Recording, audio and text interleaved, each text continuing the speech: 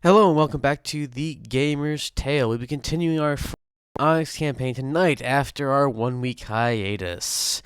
So, in the last time, the party were introduced to the Bone Lord, a mysterious 7-foot tall skeleton residing within the dark forest in Senlis. After they were introduced to a captain of the Rock Riders, Thracian Gorvis, particularly of the Lightning-Born Legions. Uh, After explaining the situation, he then took off to prepare his forces for something that they weren't privy to. And they traveled from Senlis to a small town by the name of Grumsh's Haven, southwest of the Dark Forest. Upon arrival, Brock went to the local watering hole and whorehouse and began to live it up upon his massive amounts of money. With a little bit of help from Bruno Watt, Lundgren Bask was able to make contact with a mysterious individual who had been supposedly leaving burn marks throughout the lower part of Senlis on homes, villages, people of various descriptions. And it turned out to be none other than Frederick von Steuben. Long-bearded, bald, seemingly blind, yet still capable of great feats, and also magically inclined now. After a small confrontation with them in a apparent warlock duel between Frederick and Lundgren, we'll pick up at the end of this cliffhanger with them standing outside of the Water Retreat Tavern in the middle of Grumsh's Haven. Actually, I figured out that this is probably getting back in towards fall. You guys have been doing this for about a year in game. Hooray! Wow. Yeah, because it takes like 2 to 3 months to cross Sarand. It takes a couple of weeks to cross the Inland Sea, and it takes like 2 to 3 months to travel between most of the places within Ultim. And you guys made 4 or 5 trips before you had access to the Onyx Feldspar, and then it took like another 2 to 3 weeks to get up to Senlis. 2 to 3 weeks from Prem to Agon to the Dark Forest, back down to Grooms's Haven, and yeah, you've been doing this for at least like 6 months. Bam. But yes, what are you doing? I wasn't sure about if I specifically recognize Frederick as Frederick. Yes, So I it was was going to quite say, literally you recognized Frederick as Frederick after he had kind of spoken, and you could like see past the beard a little bit. okay. It's been a long time since I offered to polish that armor for you, hasn't it?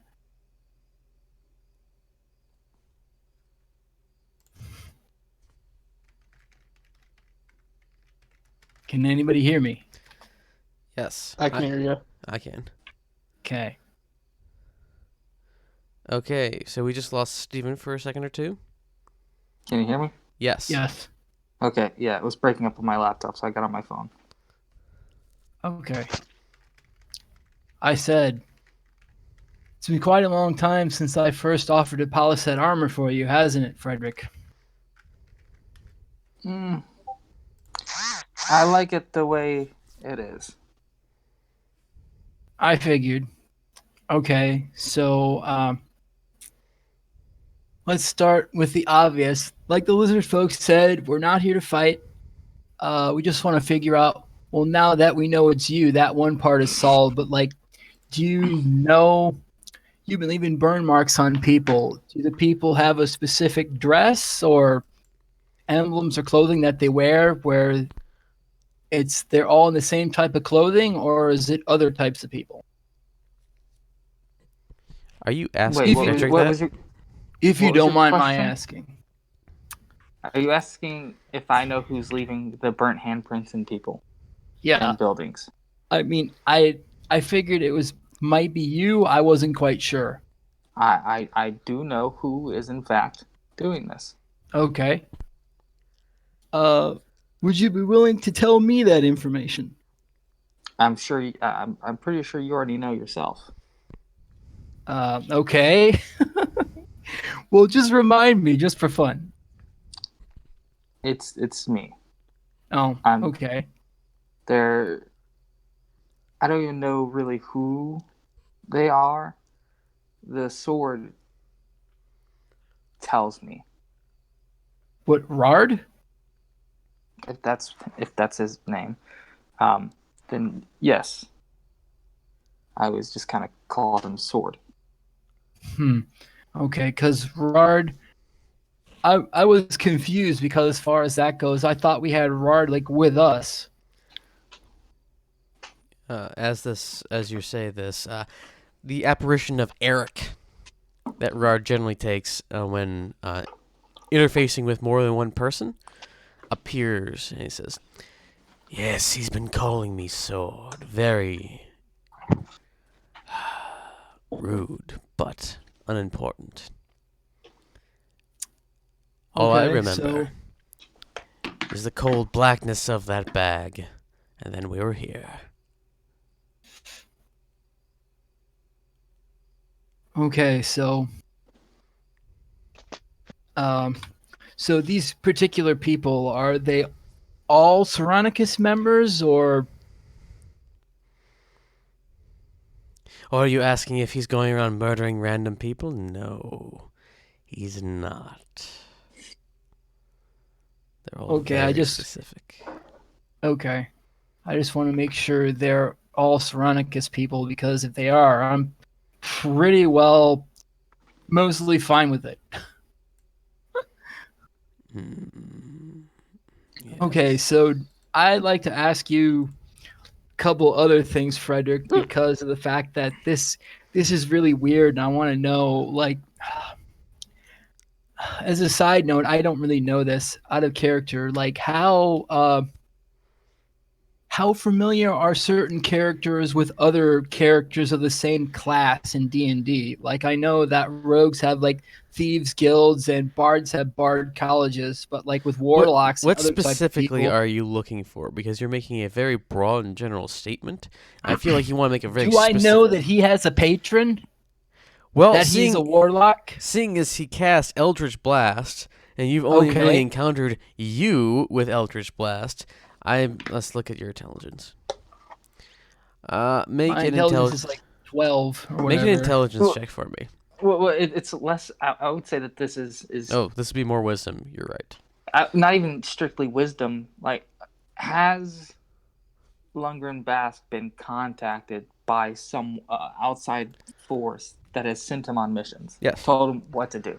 Yes. Well, then he would recognize that that's probably his patron because he's following what they tell him to do, Yes. He and he would hasn't. probably know that that's where his power comes from. My okay, because my patron only contacted me one time at the Like, whole beginning of this campaign. like So it's actually been about 3 times, but other than that, there has been very little contact between him and his. Why did you have 69 hit points? Oh, that's right. Never mind. You got shot. That's right. I got blasted. Yeah. Okay. But yes, Yeah, he 69. he has been contacted about 3 times by his patron to guide him on whatever path he's been assigned.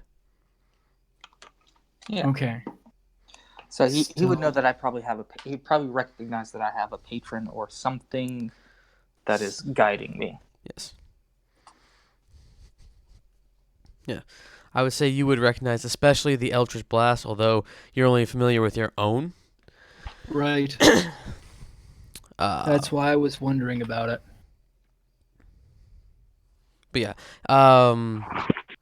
As we found out, Frederick's Eldritch Blast is a little bit different colored and of perspective than Lundgren's, which is more gray with a little bit of radiance in it, depending on if he uses Radiant Soul. Well, I never really thought about the color too much, but I know that Frederick here had said that when his was white specifically.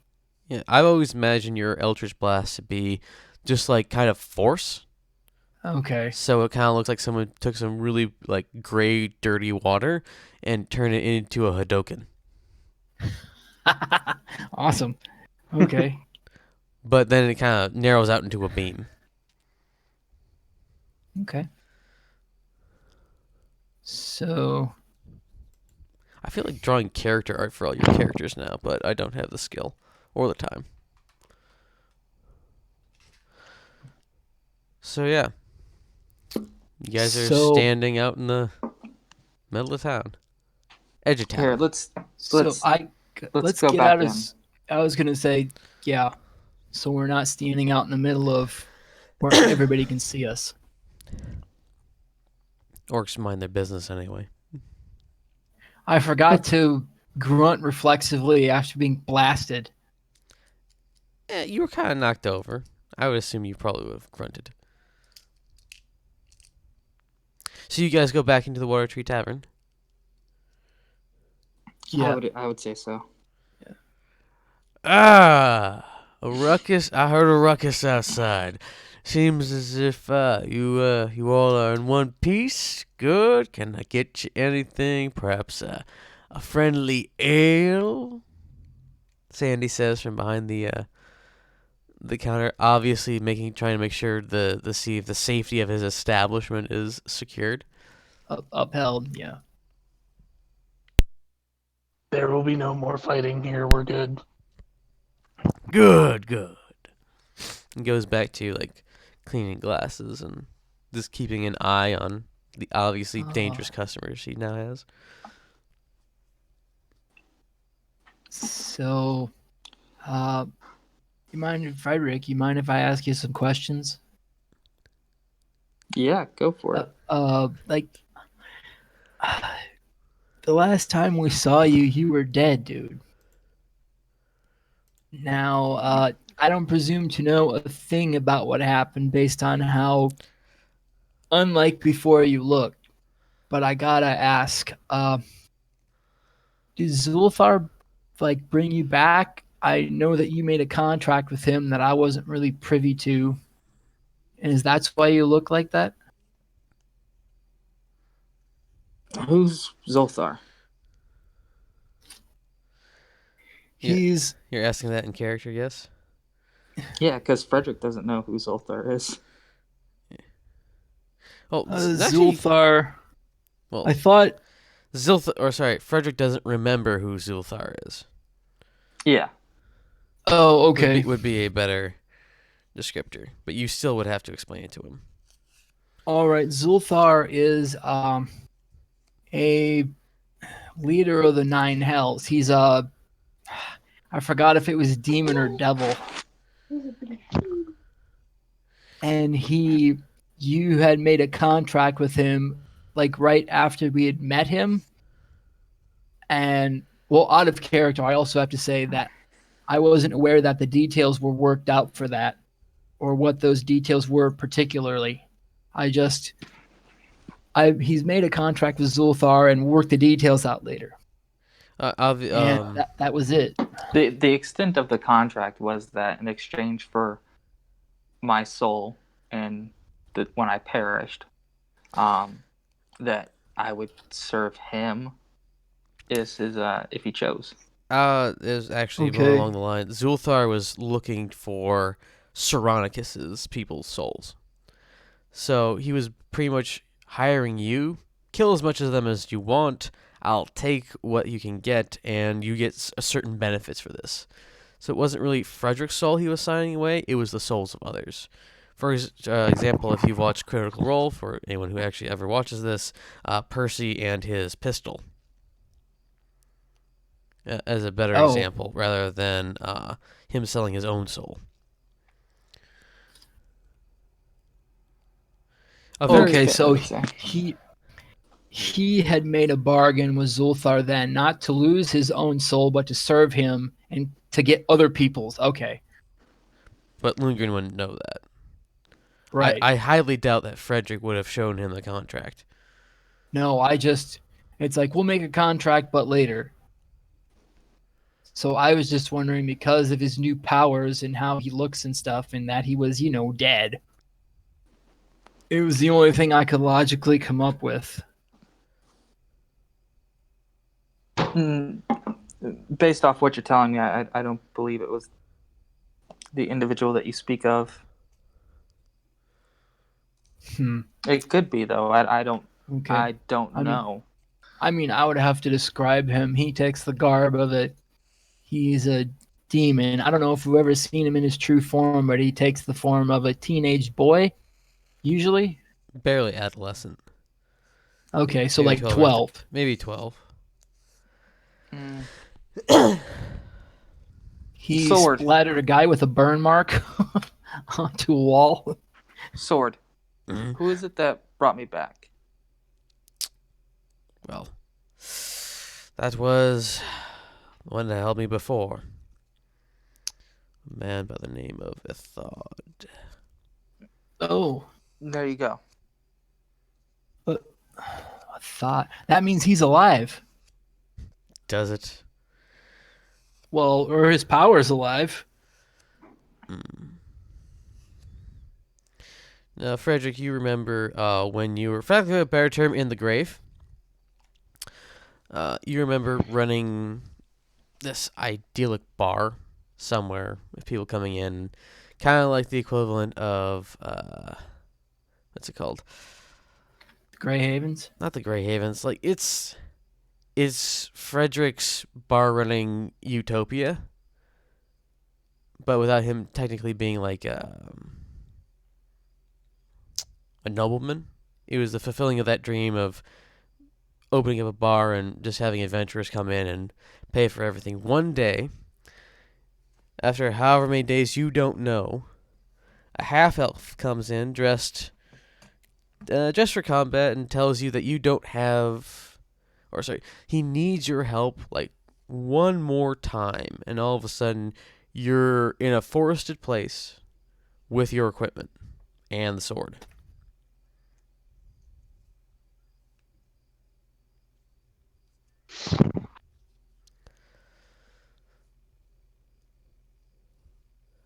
Yeah, and I would just I would explain that to the group. Wow. Okay. I guess that's the guy then. Eh, yeah, Yeah. it's not necessarily Zulthar. It's as you describe the man that you saw. It doesn't fit Zulthar's child uh, physicality. There's definitely some hints of half elf to this individual.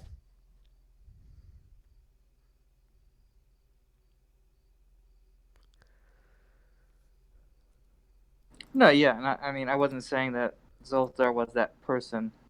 I explained to them what brought me back, or what I understand to have brought me back. Okay. So yeah, that's not Zulthar at all, which is okay. So uh, we're glad you're back and that you're back.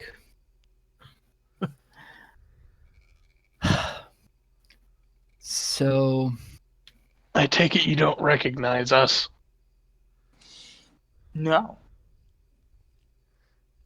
I could take the pot off my head. Do you recognize me with the not the pot on my head, or Trent, do I? He bears a vague resemblance of like, you know what, this guy looks familiar. He has a trusting face, and I feel like I should like trust him, but it's kind of like I can't put my finger on where I've seen him before. No, not really. I don't really recognize you at all, fortunately. all right, well, Hmm. uh, are you are you willing to accompany us in our travels, or do you want to stick with your mission here? What I are you? What are you setting out to do? well, right now, well, before We had been taking out Saronicus members here and there, but now we're looking for a missing amulet. Sword, what do you think I should do? Should I go with them or should we stay on our task? The sword kind of, you get kind of like the dial-up equivalent of the sword trying to think. And he goes, "They were useful in the past. We have served long and slain many of Saronicus's tools with them. Perhaps it'd be good to travel with them again, if but for a time." Okay. We will go. Quick question: All right. Is Alan still with you? I don't recall ever dismissing him. He was there when we were with the Bone Lord, I think. Okay, so Alan's just kind of standing there, his blue scarf wrapped around his neck, very Britishly, for lack of a better term. You know, that very particular way that they do it. He's just kind of eyeing Frederick, just standing there, arms crossed. Uh, He looks to you. Alan, for all intents and purposes, this is Frederick, your liege. But it seems for now he doesn't remember being Frederick or your liege. So So I we'll hear. kind of have to do things side by side for now. And if he does regain his memory of his past and such, we'll deal with that when we come to it. In this state, he's barely anything. He's not even the rank he once was. In fact, I have a higher rank than in this current facility. He just kind of turns on his heel and goes and sits down in a corner spot, waves over to get something to drink.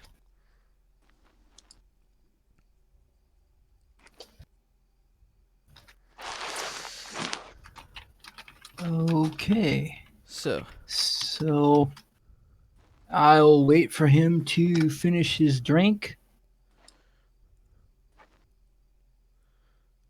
And then ask him if he's ready to go. Although I should probably have ordered him as such, but I don't know if I'm used to doing all that junk yet.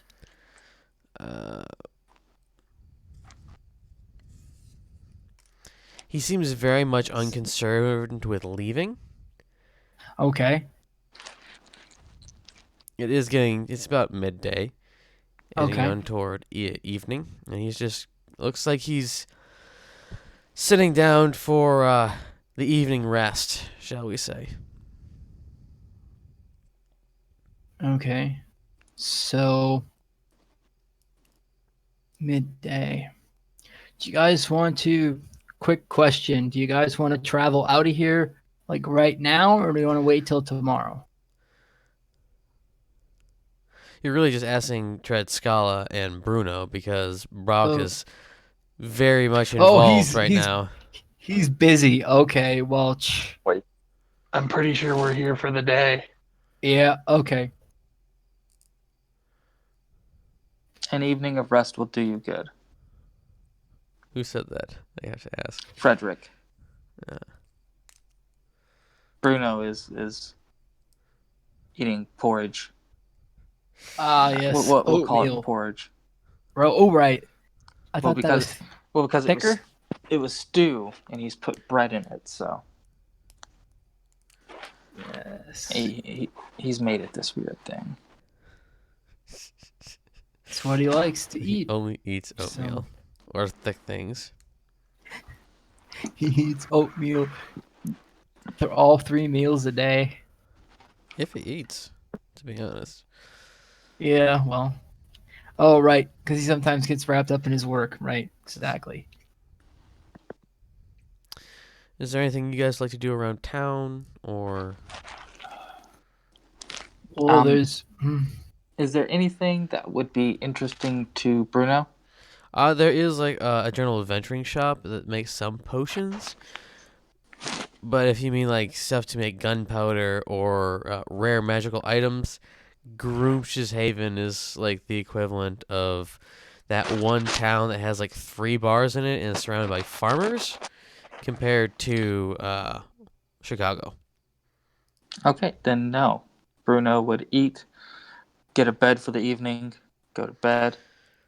Frederick would probably do the same. Yeah. Okay.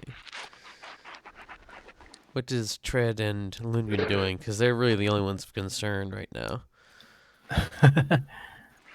Well, actually, do them and then I'll come back. Frederick is actually going to do something different. Okay. All right. Tread. Uh, I'm going to hunt. Okay. Make me a survival check.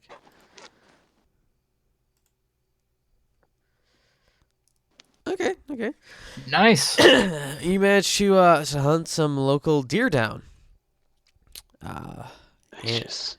yes. And 1 boar. Awesome. That takes you like the rest of the day. And I'd like to prep them for travel as well, so that we have rations on the road. Blah blah blah. You know, Okay. same old stuff. Yeah. So that'll take you about the rest of the day. You're a skilled druid. Yeah. You might get done like 8 p.m., but it would pay off in the long run. What will This is how Lundgren do? Trent keeps busy. I won't be mixing in here because I don't want to end up boiling my fingers off. If you're into that sort of thing, okay. And I try not to mix. Based on what I learned from Bruno, I learned that I like try not to mix without a station or just like not mixing wherever I'd rather be. Okay. Especially if there's food and people around. So what is Lundgren doing? I would say just relaxing in my room. Or well, maybe my room or our room if we have a big room. So I'm assuming you guys are staying in the Water Tree Tavern. If they have rooms, yeah. Yes. Yeah. Okay, so you have rooms that have, services, and you can get one that's not, but it's not necessarily a room. It's more like 3 curtains against the wall. Oh, So the amount of Okay. privacy that you actually have in this place is your head when you're upstairs. oh wow. Pretty much.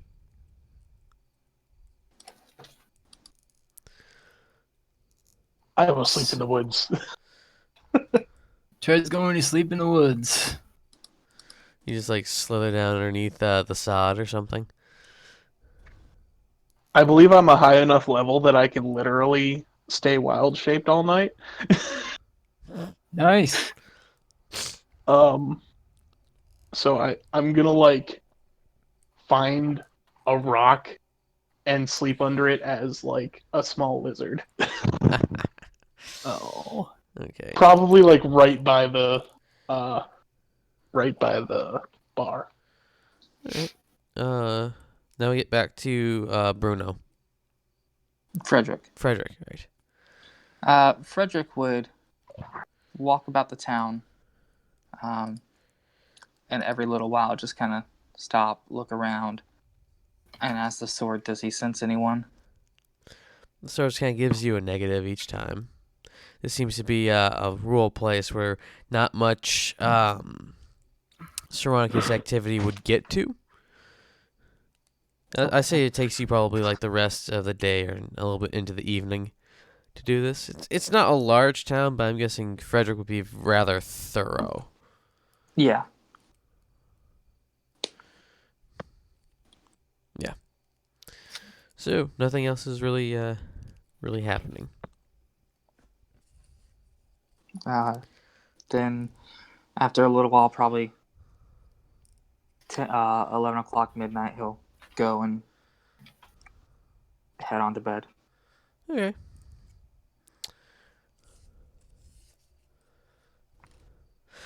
So, the night begins to pass. Lundgren, deep within Yes. your slumber. I'm going to stay up drinking all night. Okay, please put a mark of exhaustion. Oh shit.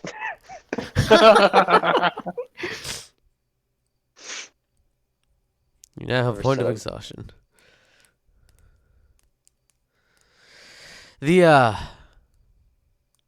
in your mind's eye, you see this beautifully made sickle, and it just emanates celestial power. And you see it wielded by the man in the murals, the Asimar cleric. And he kind of approaches you, and he hands the sickle off to you.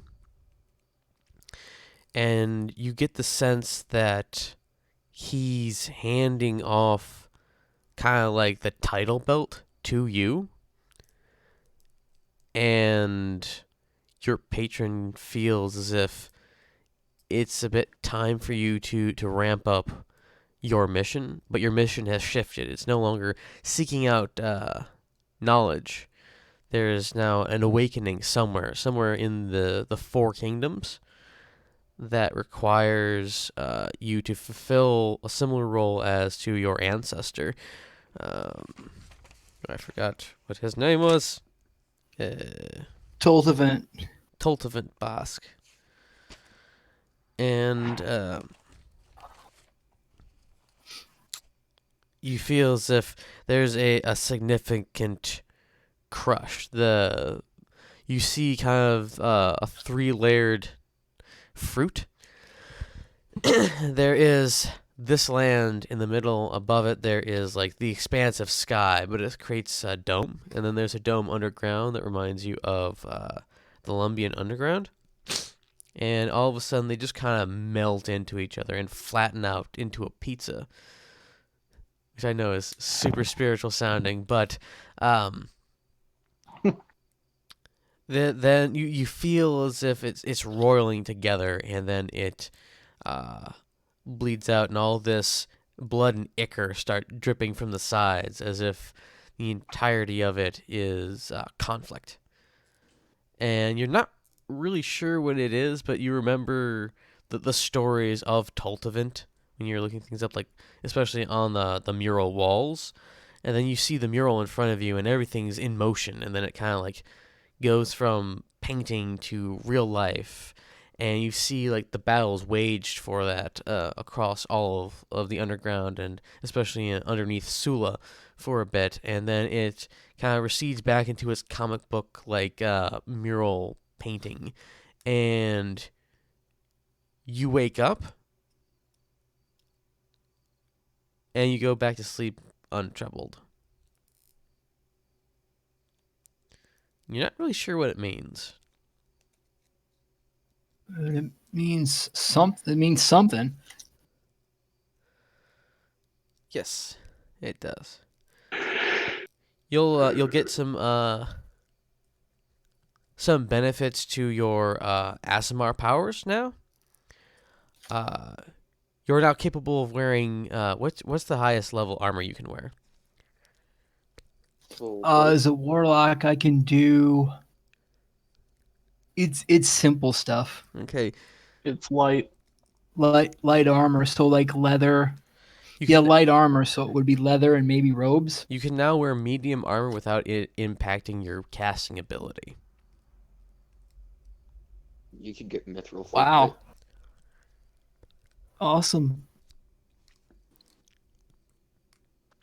And your Radiant Soul now lasts 5 minutes. Damn. Okay.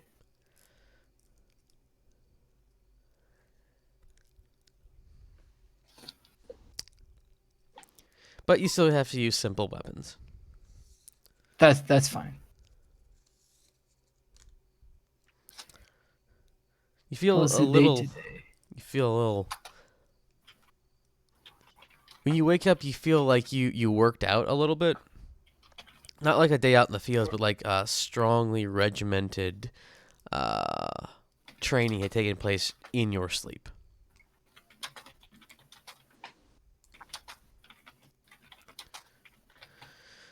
So the day Awesome. comes.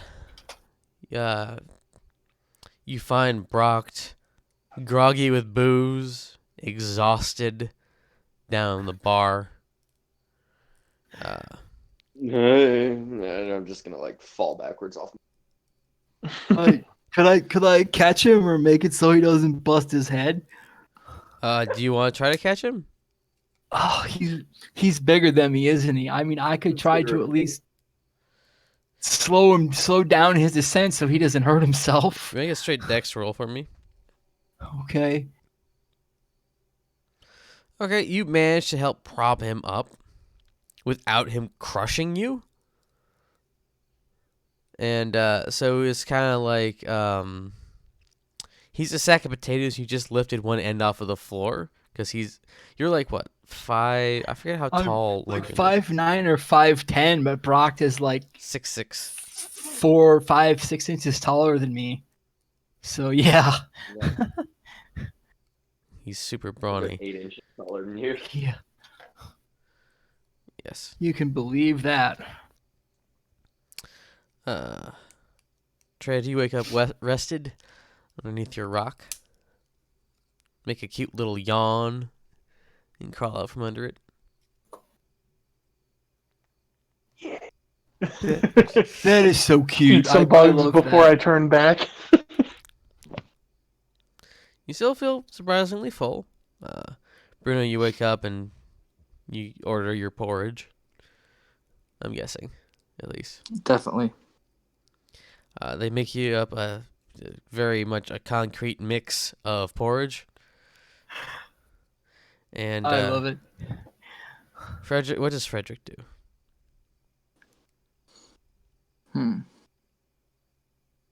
Obviously, he wakes up, but He would go downstairs and get him a bite to eat, and then wait for the others. okay.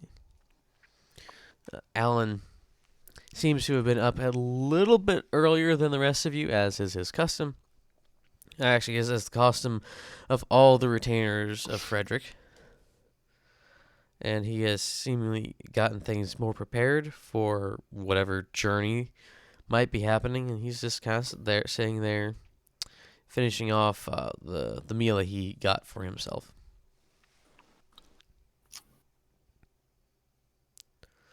Okay. Oh, right. Now that it's morning, we can leave. Yes. And I'm back up to 80 HP, Yes. happily. Well, you know me, trying to avoid injury and all that junk. By staying in one place. I'm working on it. I would say I'm working on not doing that. All right, so were we given instruction about where particularly to go to find this amulet or to find leads on the amulet? If I remember correctly, you were not actually assigned to find the amulet. He said that he has people looking for it. Oh, so the balls. The balls and the amulet are being found by somebody else. Okay, so what did the Bone Lord actually tell us to do? He told you to pretty much report to your superiors and to interface with the Rock Riders for him. Okay, we did that. Okay. So we talked to the Rock Riders. Oops, that's ROC. It keeps thinking it's ROCK and thinking of big rocks. That's me.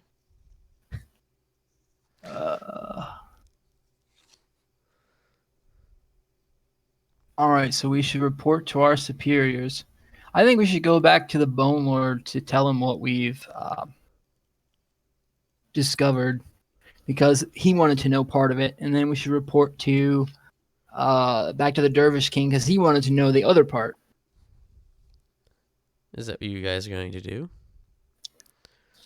Yeah, I mean, does anybody else have anything they want to do here? Uh, I won't n- No? Okay. So let's go back to the Bone Lord Okay. and give him some more info You that make he said he wanted to have. the multi-day journey back to the Dark Forest's center. And the man with the beard and the and the skull tattoos shows up and like, hello, how may I help you? Hello. Um, we like to. We had a business with the Bone Lord. We needed to check out some things for him and then report back to him. We've checked out those things and we want to make our report. Ah, follow me. And he leads you down into the tower, into the Bone Lord's sanctum. And the Bone Lord isn't sitting this time. He's standing as if he is reading something, and he does have a tome in his hand. What do you do back here? We have checked out some things What sort of that you would things? want us to. We checked out the disturbance with the one who was making burning handprints and such. Ah, yes. He kind of stands there, looking kind of quizzically at you, head Oh, cocked. and we discovered who it was. He still kind of stands there, looking at Oh, you. it's one of our party members or former party members who was this may sound a little crazy or maybe not, I don't know, so I'll just say it. He was brought back from the dead, and the people that he's bumping off are members of the Saronicus cult because he has a special sword of a thought, a magical sword that guides him to who to kill. At the first part, you see the flaming blue eyes kind of narrow, like, I'm a giant skeleton. I believe in a lot of things. It sounds crazy. Mm-hmm.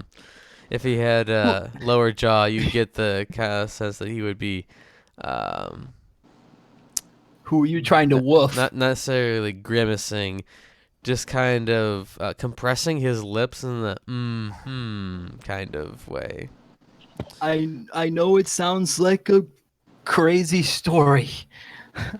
You get the feeling more that it's like telling a crazy story to a person who is the crazy story. Oh, okay. Well, I And I you haven't exactly You'll run never into this. believe I saw a jackalope, you say to the dragon. he came back from the Yeah. dead, giant skeleton, Oh, I just Bone wanted to. Lord. Yes, I know. I didn't mean to insult you or anything like that. I just meant to tell you the He- truth of the matter as best I have discovered it up to this point, to give you all the details that I hope to be relevant to the truth of the story. Well, I do appreciate your candor. And he kind of snaps his fingers and gestures off, and one of his attendants brings this proportionately sized longsword and a belt, which he then takes and kind of claps around his bony hips. He says, See, now would that clasp around his pelvis or like yes. around his spine and sit on It top would of rest right on top of where the pelvis is. It kind of rests on one top of the pelvis and kind of goes just at a little bit of an angle. So it'd be just below where the hip joint would be on the other side. Does this mean you're preparing to leave your domain? Come with us? I have a meeting with the Tempest King at the edge of the Dark Forest. Oh, okay. If I remember correctly, I would ask that you have at least made contact and continue with finding the Saronicus and addressing the problems rising from Gant Evos. Okay, we'll have to. Oh wow. There's much rumblings within the skies.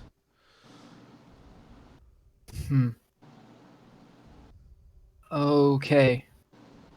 And So he kind of, as he's doing this, you get the sense that he's like putting on his coat to leave the door, and he kind of stops. He kind of turns his head fully to the side and scans you up and down. He comes closer and squats a little bit. And kind of peek at you. squats. Okay. He's 7 foot tall. He's dropping Okay. a skeleton dookie. Oh no. He's taking care of one of his bones. No, he kind of squats down and looks at you. You've been selected. A warrior, perhaps? Guardian. Yes, much better, much better. And he kind of stands up and dusts his hands off a little bit. You'll be much useful to us now. I would request that perhaps you should accompany me upon my diplomatic mission, and perhaps I gotta switch all the ways back to these notes, boy.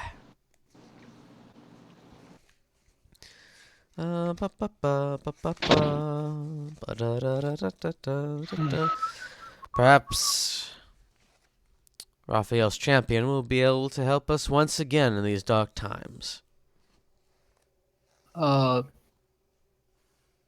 Is it important I know who Raphael is? He just kind of goes, oh. Yes. Come with me, champion. Your associates may come as well. It's kind of Okay. pauses and kind of surveys the odd-looking Frederick. Yeah, he's with me. He's a warrior as well, and a good one. I'm trying to figure out like how he would like make facial expressions because he's made out of bone. He's missing a jaw. So Yeah. he's With his lower jaw, right? That's where all the expressions come at. and so his eyes would have to be very expressive since they are blue with white in the middle, and you just see them kind of like they narrow as if lids are going over them, but it's really the fire kind of moving around inside, so he doesn't have lids. And he kind of surveys Frederick in an appraising way, like, I didn't expect to find something like this here, despite the fact that I'm here. Well, perhaps we will get him recalibrated to his former self at some point. Anyway, I must be off. He kind of pushes between your party and begins to ascend the stairs leading up out of the tower. Okay. We'll be right with him. I mean, he knows where he's going, so. Excellent. He's not going back to the Tempest King, is he? We barely got in there. He literally just said, "I must Oh have crap! He said he was going back. Oh, at the edge of his kingdom, to have a rendezvous with the Tempest King." oh. It's like you get on the bus going to downtown and say, "Man, I hope we're not going downtown." Okay, I remember that, but I guess it popped out of my brain for like 2 seconds when you said diplomatic mission. It's like, oh, where are we going? You encounter a number of the servants of the Bone Lord, similarly attired to the man with the beard. Some of them do not have beards. Some of them have like full, anatomically accurate skull tattoos over their entire head.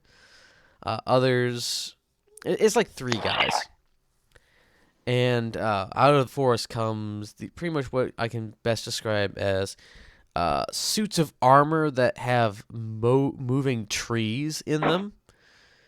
Generally That's carrying cool.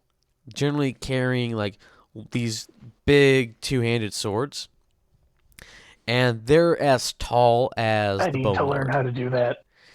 You get that they're not necessarily trees; they're more of kind of like the Iron Golem, but they have like a living mass inside of them.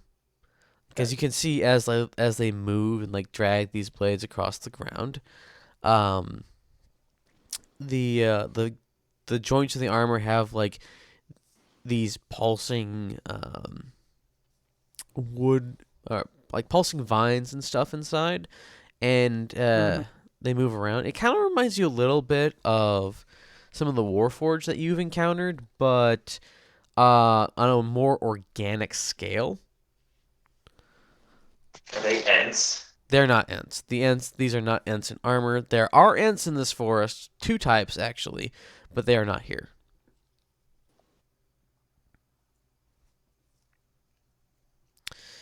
As well, we have quite the retinue now.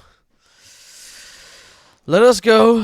He proceeds into the dark forest by one of the roads, and every time you've been through the dark forest, there are like the same familiar roads, but sometimes they're like new paths that may not have been there, or especially side paths, and they're like different a little bit each time.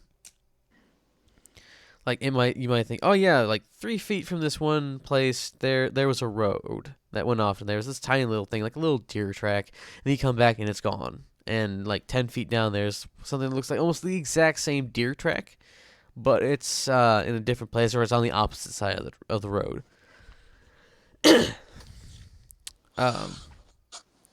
As you walk with him, it only takes you a couple hours to reach the edge of the dark forest. And the trees kind of bow a little bit and raise as he goes forward. They bow before him and then they kind of raise up, creating enough space for him to actually walk through. Because sometimes the canopy was almost as low as 6 foot. But they give him at least 6 or 7 inches of clearance when he's walking. And the trees also just generally are very tall and not very expansive for the crowns.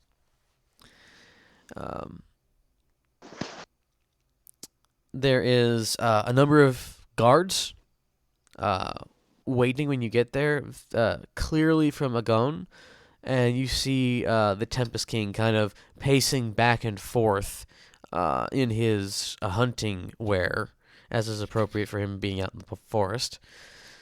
And the Bone Lord stops, like, with his bony toes an inch away from the weird ground that is the dark forest. Tempest King, Bone Lord, he stops and kind of stands equally firmly on his own domain. You wanted to talk? Why, yes, I had wanted to talk. The threat that extends to both of our kingdoms is greater than our own petty squabbles. And the oaths that we have sworn and I have reaffirmed as each Tempest King ascends to the throne still hold that my forest does not expand beyond its barriers. So your petty belief that I am trying to take over any of your domain is foolishness. I told you the Dark Ants were the ones who were trying to expand their resources.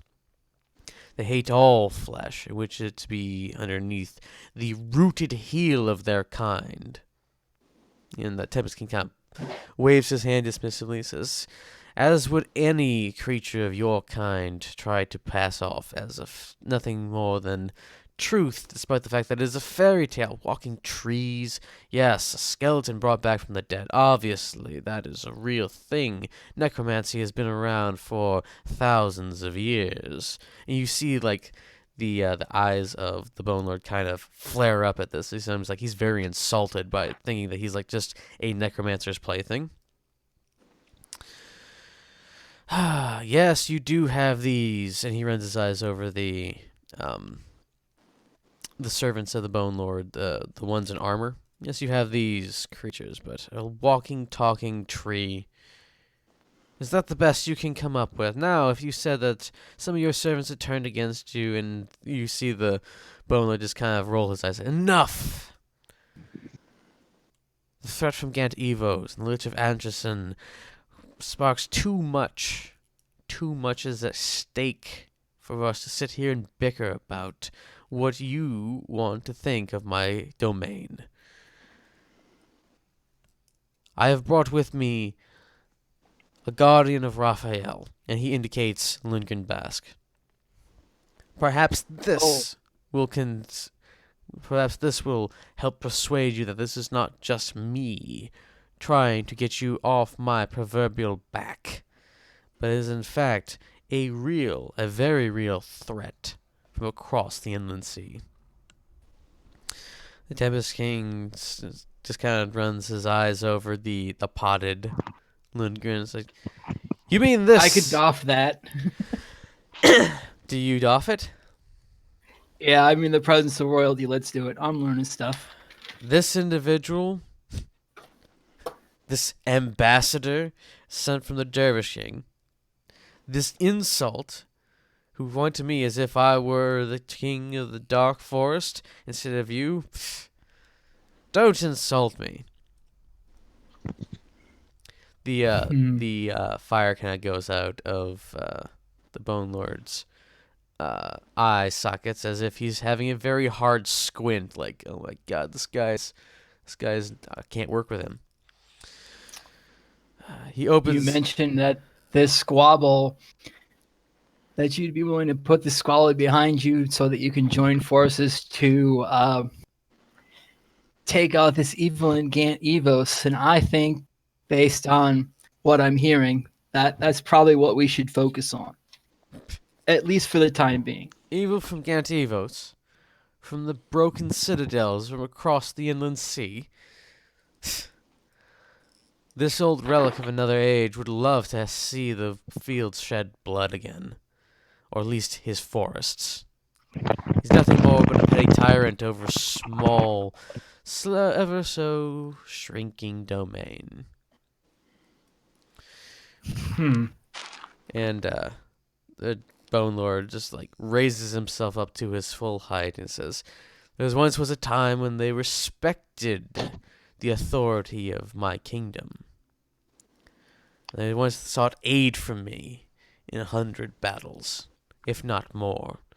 Yet, as the Tempest Kings became weaker and weaker and were replaced year after year after year, they become more and more insolent, and they forget where they came from, of the sacred oaths that they swore upon taking the throne, that I have held to for the compact between our two domains.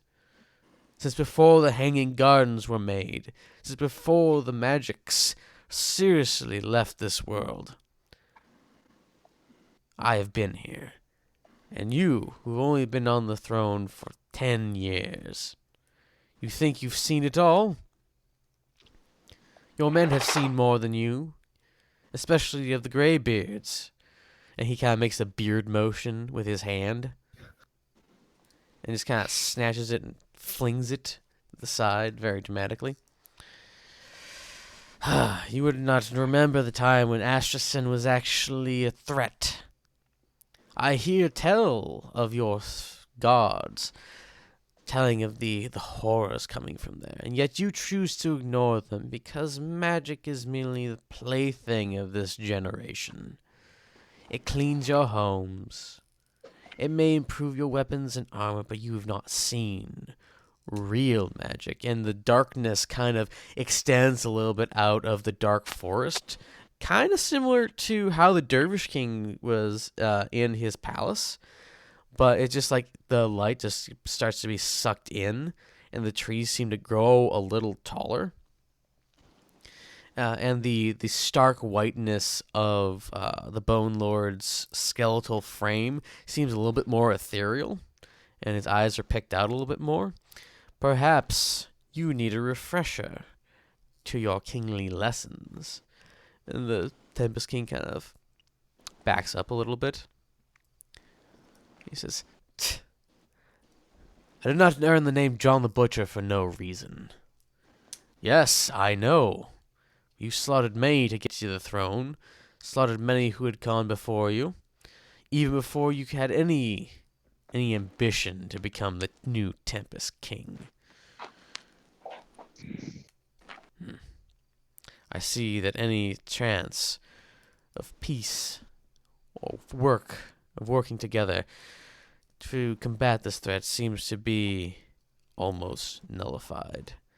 I should not have come here. And just as he's about to turn, you were going to say something, Lindgren? I was going to say maybe there are factors at play here or beings at play here that we're not aware of, but you're both aware of the gathering threat. Is that correct? Gathering threat? The Tempest King says. Ha! Wives' tales brought over from a land of horrors. They're ludicrous. The dead walking again. Yes, we have our own resident Bone Lord here. Creatures. Hard to see. Creatures that steal the soul and the mind. Dark Forest? Absolutely. Gantivos? That place hasn't even been power since I was a child. What possible strength could it have? Its fields are wasting away underneath whatever serves as a government over there. No, I think this Bone Lord is senile. He wishes for the days when he was revered, a power, a king among men. This is just him seeking the glory days. If a skeleton can have glory days. Are you familiar with... does he... Are you asking the familiar DM with this, or are you the- asking the Tempest King? Oh, that's the Tempest King. Are you familiar with the Stone Syndicate? Ah, yes, those meddlers. They tried to establish a number of locations here. Paid a good price. But, I prefer to leave them out of my affairs. They're more focused in on the research of finding magical artifacts, not so much as advising me.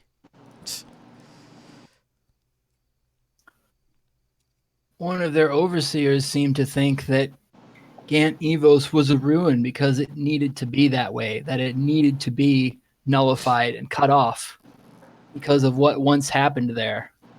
And Overseer Nestor seemed pretty worried about it to an extent. You talk with Overseer Nestor. Yes, several times. You see the doubt in his face. Yeah. Well, if Ernesto the Red says something about it, it is possibly worth hearing. I highly doubt anything is worth hearing these days. I must return to you. And as he says this, just the shadow kind of blocks out the sun, and you see a number of rocks kind of swooping down. And one lands, and the guards are all like panicked and stuff, and they're ready to defend themselves with the pole arms. And you see Thracian on the back of one of them. He just holds up his hand and says, "Hold, my liege." And he indicates the Bone Lord. If you would forgive my boldness and directness, we have been listening to this negotiation for quite some time. The Bone Lord kind of looks at him and says, "By magical means." And he kind of, the eyes kind of show, of course, I should have thought of that. Even in the Silver Mountain, and you see Thracian still on the back of his rock, he hasn't gotten off, he hasn't really done anything that indicates that he really gives a crap about the Tempest King's authority. He probably doesn't. We have heard of monstrous boxes of metal flying in the sky from Gantibos. Horrible atrocities. I've even heard of such things starting to spread to the western part of your kingdom. And several of your guards have definitely seen some of these horrors. And he kind of looks at some of them. And the ones who are less scared and surprised by these rocks, these somewhat older looking guards just kind of nod. The ones that had Okay. kind of prepare themselves against the rocks are definitely younger ones. 20s and 20. The oldest of these guards look maybe 23. And John the Butcher is easily in his 30s. Okay. He says, So he's a young buck. well, compared to an elf, a lot of humans are young bucks. Yeah, I know. And Thracian continues on. He says, the problem will not go away if you ignore it, John the Butcher. The crone has foreseen it. That conflict will come to us. And that is why the Rock Riders have been sent out. Not to only defend the Silver Mountain, but to defend the rest of your pitiful cities. Your built-up places in the land of nature. So I would suggest you listen to this relic of the past, or you will have to listen to me. And you see, like, the Tempest King kind of leans back, like, the what you just say to me? His hand kind of starts to drift towards his sword, and the Thracian just holds out his hand, and you see, like, lightning start to kind of crackle around the fingers. It says, I have faced much worse threats than you. Much higher from the ground than this. Perhaps we should calm down. The Bone Lord turns back towards the Tempest King and says, your youth, comparatively, the Thracian looks like 35, but he's obviously older, but from his demeanor. Okay. He says, or the Bone Lord continues, young Thracian here has reminded me that it is not just the stubbornness of individuals that I must overcome, it is the horror that waits us. And no matter how ungrateful those around us may be, it is best that we let them live and be ungrateful than to live in an eternal torment. Therefore, I reach out my hand, and he physically reaches out his hand, almost crossing the border, and just stops, kind of mid-freeze. I would make a compact to aid both of us, once again, as the Tempest King has done, as Tempest Kings have done in the past, with the Lord of Bone. Will you accept it? The Tempest King looks at him and says, and for what purpose would I do that? One of the older guards kind of comes up behind him and whispers something into his ear. And the whisper goes on for like a minute, and as he continues on, you see that the hard look on the Tempest King's face just kind of starts to soften, and he has like a realization.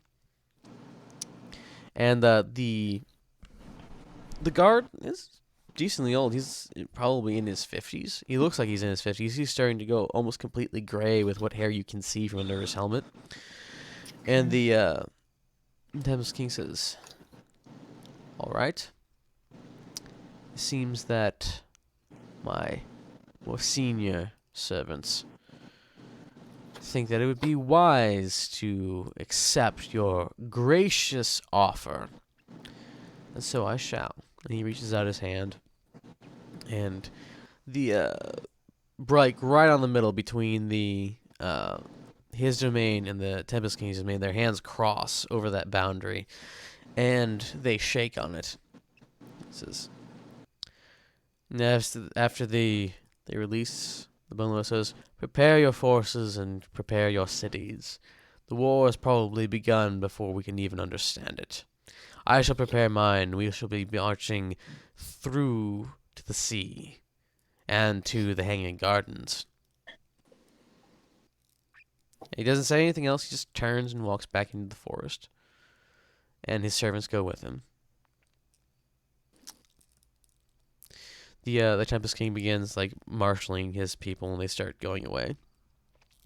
Thracian just sits there on the rock, his hand on the stirrup, not the stirrup. What do you call the that saddle word? horn. That's the term I'm looking for. Okay.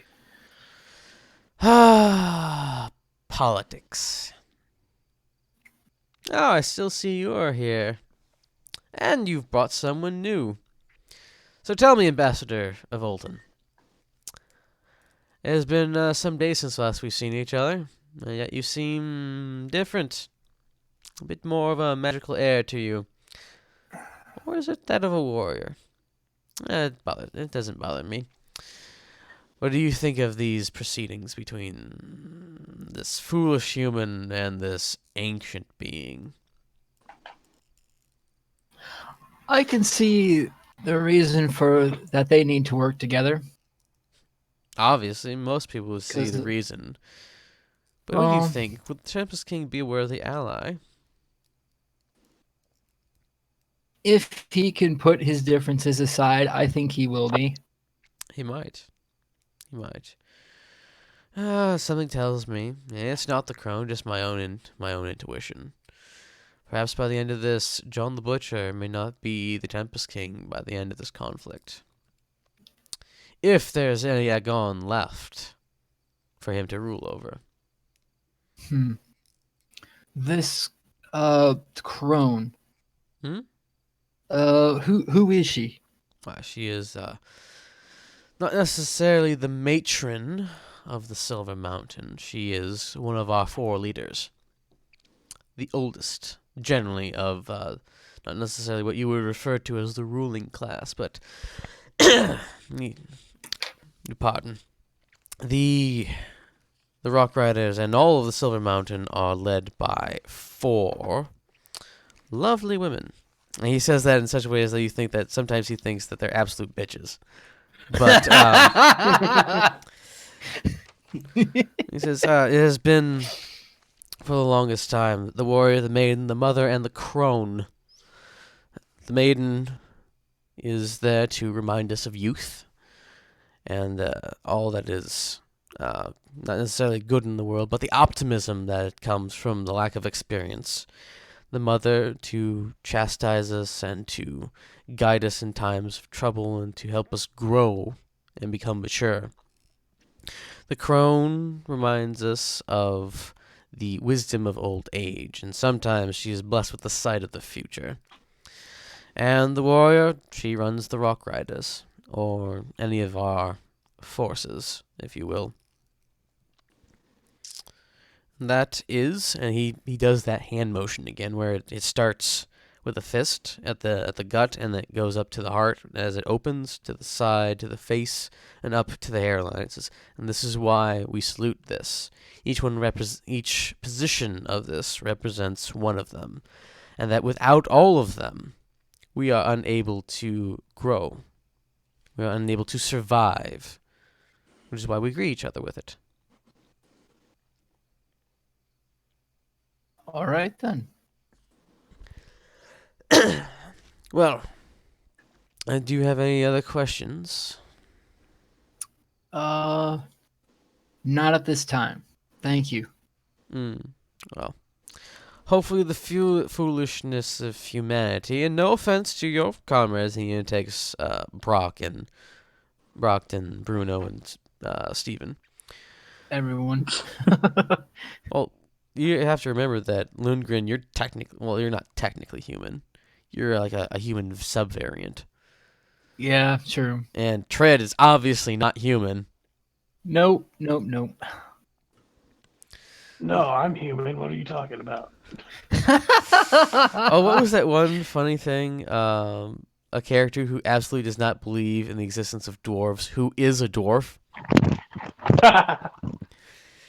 I think Wait a I've seen minute, that who before was that? somewhere. That was one of the D&D things that's been going around. Well, there might be a fine amount of humanity that is good for the rest of the world, but there's definitely those who I wished not to see it. John the Butcher might have started off with a good heart, and he might have ascended to the throne with beneficial ideals, but it doesn't necessarily mean that those ideals stood with him once the crown was placed on his head. Perhaps he needs reminding of why he became the Tempest King. Perhaps not. I've not really concerned myself with the history of his lineage or why he has managed to become the Tempest King. But I would much prefer to be back in Yignis rather than dealing with him. Well, duty calls, and he does the salute, and he kind of taps the rock with his heels, and the rock lifts off into the air, and he becomes a tiny speck in the sky. Safe travels. And there you are, standing at the edge of the dark forest and the edge of Senless, or the edge of the area of the Tempest King. What are you guys doing? I suggest we go back to see the Bone Lord again to ask what he would have us do after we, if we're done here, if we need to go back to the Dervish King or pop over to Gant Evos or... Okay, so you guys are going to go Correct me if back. I'm wrong. Didn't he give us something to do already? Yeah, he did. He said after we accompanied him on his mission, I think he said he wanted us to report back to the Dervish King about what we'd done up, what we discovered, and the success of the mission, which is that he wanted the Dervish King or the Bone Lord and the Tempest King to work together, and he wanted to help us facilitate, and we mostly facilitated a little bit. You vacillated. What? Yeah, I said facilitate. Okay, so we should go back. We should definitely go back there to tell the Dervish King what went down. Excuse me. It's okay. That sounds pretty good. So you guys are making your way back to Alton? Yes. All right. So we can time montage. You guys managed to make your way back through kind of like just bypass Grimsh's Haven and go straight to Prem and go to, I forget the name of the port city because I actually have one for that. Anyway, and you sail all the way down to Healat. You make contact with some of the people there, and Can you believe that swarm of half-shark harpies we had to fight? Jesus. that came out of nowhere and stole Percy's arm. I lost my tail. It grew back, but I lost it. Yes. Okay. Alan makes contact, and the Onyx Feldspar comes and picks you up and ferries you to the Oasis. Okay. All right. So from there, we got to go back to the palace to make our report. Okay. You are ushered in, and there's whispers. There's a lot of whispers in the palace. And when they see Frederick, because I'm assuming Frederick still looks the same as his hobo self, you've gained a little bit of knowledge of who Frederick was, hanging out around with these people, just not like asking them questions about it, but just kind of ambiently, kind of like an amnesiac slowly regaining their memory. Okay. I feel like Tread would try to help with that, but he would actually make it worse by giving horrible explanations about the way things happen. Would you like to give an example? I ate you after you died. I had to get your body back to the party, so I ate you. You ate me? Yes. Temporarily.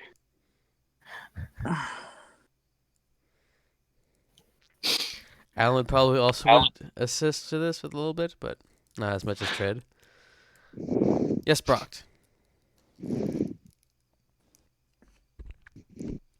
I didn't say anything. Oh, I thought you were going to say something. No, I put my phone down. Sorry. Oh, that's okay. Oops. So, as you guys are being ushered in, you were put a little bit farther ahead in the this social standing area in front of the Dervish King's throne, which I really should probably draw at one point. Yeah. He says, greetings, Frederick. How good of you to come back to us. Now, Sir Bask, Yes. you have a report from me, yes? Yes. We went to Grooms's Haven and Sandless, and after a bit of a rocky start, the Bone Lord and the Tempest King are now allied for Good. battle. So, Battle. Yes. Battle comes so quickly these days. you're telling me. The guards are still kind of all just watching this proceeding in their same stoic fashion. I've doffed my pot, by the way. Good. You get the sense that the Jervis King really didn't care. I'm practicing. Has your... And he turns to Frederick, or looks more at Frederick. Has your, hiatus, for lack of a better term, been successful, Sir Frederick?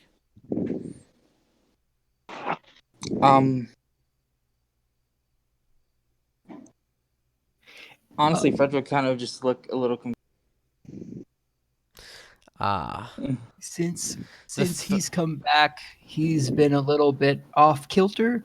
Doesn't quite remember fully being himself, but he's coming back to it. A little at a time. The thread of fate still winds its ways. Good. I could assist if he wishes, but maybe a hands-off approach is better. It's up to you.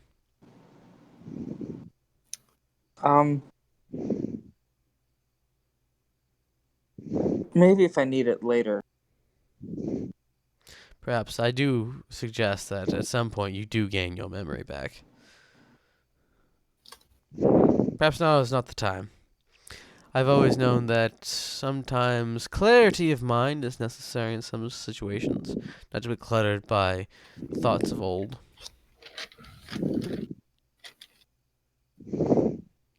But yes. I would suggest that you go and talk with Sir Algrim. The name kind of sounds familiar, but it's like, who knows? But he's unavailable currently. Is he? Do we need to assist him? Unless you wish to travel back to Sarand. Yes, he's been there's been an emergency, and he has had to sail back with a sizable portion of our navy. Oh, that sounds serious. I would assume so. I sent you out to gain the alliances of the Bone Lord and the Tempest King. It would not be for something as Yes. paltry as a few bandits. Yes, I understand that. I'm just saying that I didn't know that he was gone with a bunch of your navy as well. Well, So this is a bit of a serious business. it most definitely is. It's been quite some time since any real naval combat beyond that of pirates has been required. True. Okay.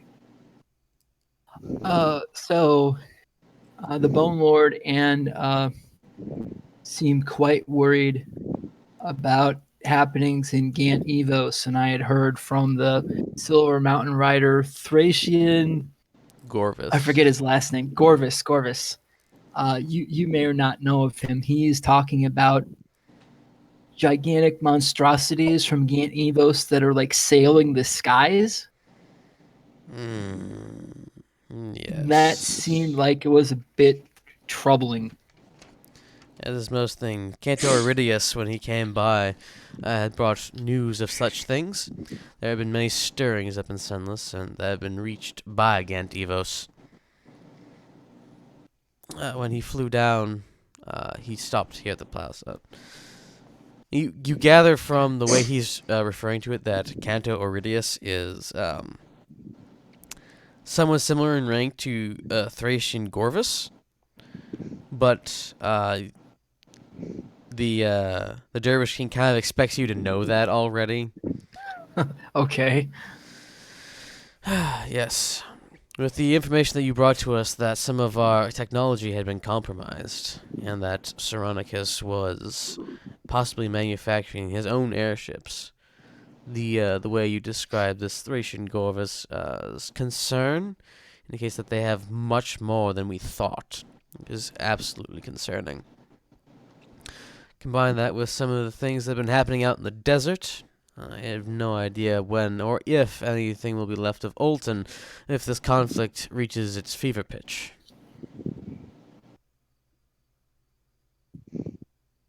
Although I can assure you the oasis will be well defended. And you notice when you guys have been walking around the palace, there seems to be a little bit more guards. I didn't think of it much at the time, but yes. Things are beginning to boil over, I'm afraid. I'm sorry, I know I'm an outsider, Frederick. But the way it sounds like they need our help wherever this place is. Gant Evos or Sarand? Yes, quizzically. Either. I would very much say yes. Although, I would suggest, no. Yes. He kind of inhales deeply, and you see just like this kind of like fairy dust come off of Lundgren and kind of flutter up towards the throne. And it kind of goes up into his nostrils and says, a champion. Yes. Well, perhaps this will work. Perhaps this will work indeed. I have a gamble. Do any of you gentlemen love to gamble? Kind of looks at Brock. Oh, yeah. Brock enjoys it, and Frederick has done it on occasion as well. Well, you know that the greatest risks sometimes bring the greatest rewards. I can think of none greater. Perhaps you should go to Gant Evos. Strike at the heart of this matter. Save us all some trouble. It's just a thought. You're free and willing to turn it down, and I can send others in your place. Oh, if the rest of the party is agreeable, I think we can make the trip over there. Overseer Nestor seemed quite concerned about the battle that went on there previously, as something to like be afraid of and to bottle up. And if things are getting out of control over there, I think we'd best be able and best be needed over by there. If there's no other business for us here that you would like to send us on, of course. There are some already acting out upon my wishes within the Kingdom of Olton and even in Sarand. I do believe that you would best be serving me and your own lord, since you are of the House of Valand, back over in Sarand. Push over into Gant Evos, or if you're feeling I believe the term among the citizenry is ballsy. You can go directly to Gandivos. Although, having never traveled there before, I would suggest that you talk with Nestor, who's currently within Sarand. Okay. He knows more about that than I do, of course. Trid's just like, what is balls?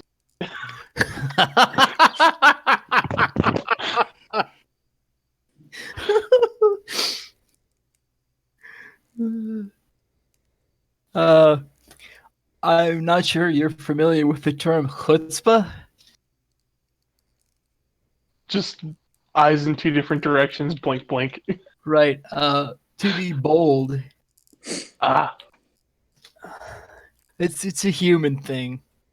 Well, I'm human too, but generally it's used mostly by humans. I see. I will add it to my words. As well you should. Well,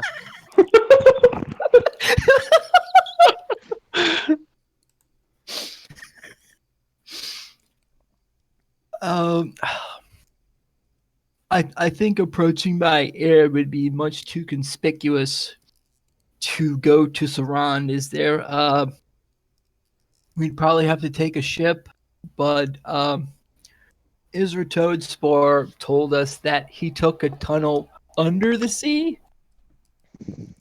I don't know which would be Under the sea. faster or better at this juncture. yes, Isra gave me his report. Last time I remember, it took him 2 months to cross under the sea. 2 months. All the way to where he came across, I believe is the term he used, in the undergrounds. Yes, then that's right. That was a long time ago now, though. But if his story is true, we didn't know if it was at the time. But he didn't seem like he seemed like a mysterious sort. But he did prove himself to be trustworthy. So Oh, Isra is most definitely a mysterious sword. It's particularly I why I like him. hired him. Okay. He's good at what he does. Blow smoke in people's faces. He does that too. He does a lot of that. Out of character, note, there's actually a very good reason why he smokes. That reason being, you might have seen them a couple times. He does have a pair of single-shot flintlock pistols under his coat, and the cigarette is there just in case the flint doesn't actually activate it. And he uses it like a match to light That's clever. the gunpowder if need be. So it's not because he's nervous or nervous. You've only seen Estra nervous one time, and that was when he was down in Giva, his hometown. Everywhere else, he is the ladiest ladies man who ever ladied manned. He's rock solid. Yeah, true. Okay. It's been a while. Yes, it has. All right, so if there is nothing else you need to take care of, I mean, oh man, I'd suggest that one guy. I asked the Dervish King, are you familiar with, I can't remember his name. I can't remember his name. It starts with an A. I've got like He was- 16 of them. Who's He that? was the screwy guy who was like some god, and we were going to come back to the underground when we had an army and kick Oh. his butt. Abster. Yes. Man, that's a throwback. That's a throwback. Yeah, it's been like, what, 8 months? How long has it been? Everything's coming to a head right now. Yeah, I know. I'm just saying. I asked the Dervish King if he's familiar with his Abster character or if he has any other names. It's been a while since I've heard of the Dark Gods, or at least one of them. Why do you ask of this person, of this deity? He I just taunted back at the beginning of our journey, which I won't bore you with any details. We discovered him, and he like taunted us with scarecrows and strange other things. Although he said that he wouldn't bother us, he told his scarecrows not to bother us after he discovered who we were. He just seemed like a rather dangerous individual. Well, trickster gods can tend to be that way. Uh, as we discovered. Mm. So I was just saying that because I figured that we would probably run into him or his minions eventually, going back to Gant Evos way. Maybe, maybe not. A lot has been lost to history, especially on the northern part of North Spire. Nestor said that a great many times when we spoke to him. You know, Nestor should be trusted in this matter. He has been there. He said that too. So yeah, if we have nothing else to attend to here, might be best to meet up with Nestor and Sarand. I believe he said he Uh, was going to Imbendril. Oh, okay. We can meet up with him there. If there's nothing else. And I'll let you get to it. a messenger rushes up and hands the king a scroll. He kind of reads it. It says, "Yes, I do suggest that you begin your trip as soon as possible." Alan. And Alan kind of stands forward. He's over to the right-hand side, as is proper for servants to stand. How does it go with the tribe of Shahas? And Alan kind of clears his throat and he says, they're still searching for the individual who they think wronged them. They still hold loyalty to Saham. If you need them as a fighting force, I do believe they will be willing to lend aid, because there's also their own necks in the noose that we find ourselves in. Beyond that, I don't trust them. They've gotten... He kind of thinks of the word. Rowdy? They have gotten too self-important in my years of absence. Well, that's good. I've just received word that encounters with cave crawlers and undead seem to be increasing underneath Sula. This is Okay. That's true. this is concerning. We've always expected something like that. You've, of course, seen why we have the fortress there. Yes. But it seems that even they are finding this increase to be noticeable enough. Perhaps this is a sign. He taps the rolled up parchment against his hand and kind of tosses it on one of the small end tables that are on either side of his throne. Yes. Go. Resolve this problem within Gantivos if you can. Seek out Nestor, and perhaps we can all survive another 100 or so years, for those of us who can live that long. And he kind of eyes Tread with that. They live pretty long, Tread's don't eyes they? just two different directions. They usually only live to be like 60-ish, Oh, okay. but because Druid, Because Druid. Oh, because he has druidism. Yes. he's only like probably 16-ish. Oh God. I Which was for a thinking druid 19. is, Oh, okay. or for lizard folk, that's full-grown adult. I would suggest we get on our way if they really need us that badly. Indeed. Yes.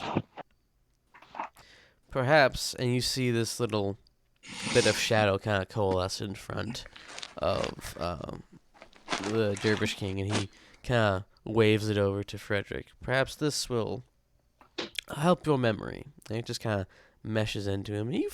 Frederick feels no different. He doesn't feel like he's remembered enough. He says, it'll happen when it needs to.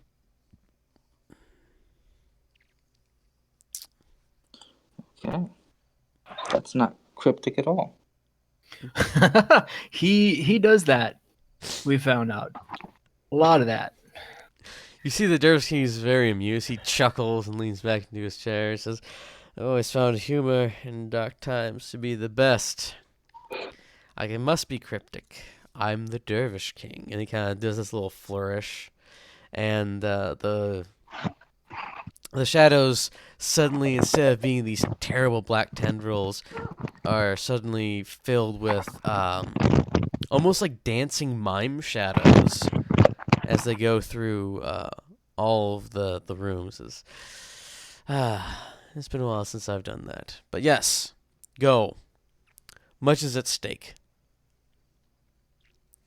And you're All ushered right. out of the room, and we will end tonight's session there. Catch us next time on the Forging the Onyx campaign. What will happen next? What will they do? Will Frederick ever remember who he is? Hopefully he remembers how to put on his pants. Will Tread actually ever remember anything beyond the 11 herbs and spices? Will Brock give up his drunken ways? Find out next time on The Gamer's Tale. Cool music plays as the lights go down, and we'll catch you next time.